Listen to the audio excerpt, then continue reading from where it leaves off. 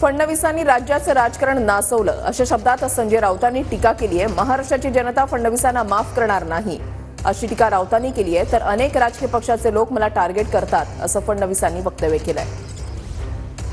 अनेक राजकीय पक्षाचे लोक मला टार्गेट करतात, माझ्यावर उलटसुलट बोलतात। मी कधी त्याच्यावर प्रतिक्रिया देत नाही। का प्रतिक्रिया देत नाही? इतिहास शिव्यांना लक्षात ठेवत नाही, इतिहासात कर्तृत्वाला लक्षात ठेवतो।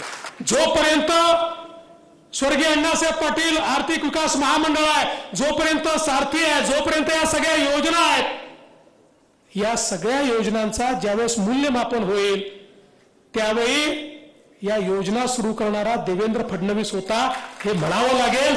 या योजनांना समृद्ध करणारे एकनाथराव शिंदे होते हे म्हणावं लागेल। त्यामुळे इतिहास शिव्या शापांना कधीच लक्षात ठेवत नाही, इतिहास कर्तृत्वाला नेहमी लक्षात ठेवतो।